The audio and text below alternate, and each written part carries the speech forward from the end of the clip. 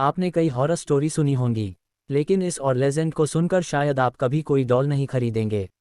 यह कहानी दुनिया के सबसे पॉपुलर हो रहे लेजेंड्स में से एक डॉल की सच्ची कहानी पर बेस्ड है। बेल की कहानी शुरू हुई 1970 में जब नर्स की पढ़ाई कर रही दोनों को उसकी मां ने एक एंटीक डॉल गिफ्ट करें। दोनों को बचपन से ही खिलौनों का बहुत शौक था और इसलिए वह कॉलेज में होने के बावजूद दोस्त के साथ खेलना पसंद करती थे। नर्सिंग की पढ़ाई के दौरान दोनों अपने रूममेट एनजी के साथ एक अपार्टमेंट में रहती थी। दोनों अपनी मां की जेब से बहुत खुश थी। कॉलेज से वापस आकर उसी दौर से बहुत सारी बातें करती फरवरी, साथ ही बेड पर उसे सुला देती थी। कुछ दिनों बाद एक बार जब कॉलेज से वापस आई तो दोनों ने देखा कि उसकी डॉल बाहर सोफे पर पड़ी, लेकिन जहां तक क्या था, फुटबॉल को अपने बेडरूम में अपने बेड पर ही छोड़कर गई। जब दौरान यह बात एनजी को बताई तो जी ने कहा कि उसने भी नोटिस किया है यह डॉल अपने आप एक जगह से दूसरी जगह जहां। उस दिन के बाद से वो दोनों गौर से उस दौर की मूवमेंट पर ध्यान देने लगे हैं। जब भी वो दोनों घर आते दो की पोजीशन बदली होती थी। वो लोग कॉलेज जाने से पहले दौर को किसी रूप में रखते और वापस आकर देखती तो वह किसी और ही रुगन हो कि हाँ, हरे हरे की चीजें बढ़ती गई। और कुछ दिनों बाद ये घटनाएं और भी डरावनी होने लगा। एक रात डॉला टोल को अपने रूम की चेयर पर रखकर अपने बेड पर सोने आ गई। देर रात उसे कुछ खेत में सुनाई दी जिससे उसकी बीज है।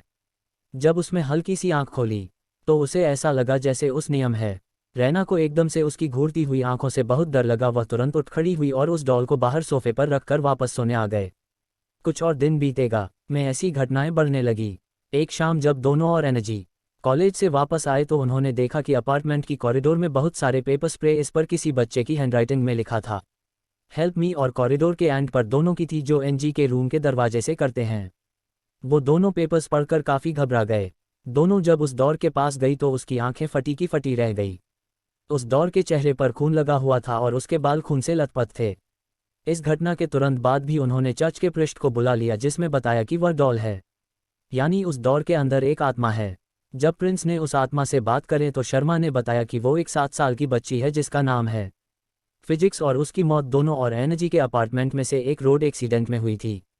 बेल ने यह भी बताया कि वह दोनों और जी के साथ से फील करती है और वह उनके पास ही रहना चाहती है। दोनों राज्यों को अमरबेल की कहानी सुनकर दुख हुआ और इसीलिए उन्होंने उसे अपने साथ रखने का डिसीजन लिया। दोनों को लगा कि 7 साल की छोटी बच्ची किसी को क्या चोट पहुंचाई गई और को यह नहीं पता था कि उसकी बात जल्द ही गलत साबित होने वाली है। एनजी का एक बॉयफ्रेंड था जो कभी कभी उनके अपार्टमेंट में रहने आता था। जवान जी ने उसे बिल के बारे में बताया तो लोग बहुत घबरा गया। उसने कहा कि उसे वह शुरू से ही बहुत अजीब लगती है और दोनों और जी को उस दौर को अपने साथ नहीं रखना चाहिए, पर वह दोनों नहीं माना। एक रात सोते हुए जब नेहरू की आंख खुली उन्होंने ट्वीट किया कि वह अपने शरीर को हिला नहीं पा रहा।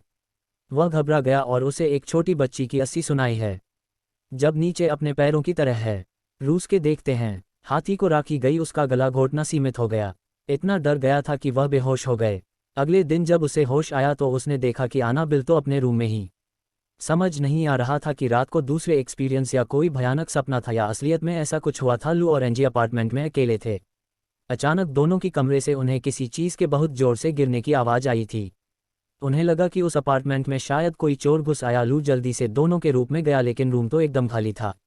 वहाँ बस डॉल थी, फर्श पर पड़ी थी। को एक छोटी लड़की की हंसी सुनाई तो वही फिल्म कल रात उसने शायद अपने सपने में से लगा उसके पीछे कोई है। जब किसी है यहाँ कोई। अचानक लून के सीने में बहुत तेज दर्द शुरू हुआ। जब उसने अपनी छाती को छुआ तो वहां से खून बह रहा था। हमें में आईजी भाग गई। उसने देखा कि बॉडी पर किसी के आड़े टेढ़े रोचने के निशान हैं। इस हादसे के बाद दोनों जी को लगा कि चीजें बहुत बिगड़ रही हैं और इसीलिए उन्होंने मशहूर पैरानॉर्मल इन्वेस्टिगेट लॉरेन और एड वॉरेन की मदद। डेस्टिनेशन के दौरान उन्हें पता चला कि उस दौर के अंदर कोई 7 साल की बच्ची की आत्मा नहीं बल्कि शैतान है जो बच्चे होने का नाटक कर रहा था और उसका मकसद प्यार पाना नहीं बल्कि दोनों के शरीर पर कब्जा कर रहा। गौरव ने उस घर का सृजन किया और दोनों और एनजी से लेकर वहां से चले। उस दिन के बाद से दोनों एनजी और लू के साथ कभी ऐसा कोई हादसा नहीं घटा।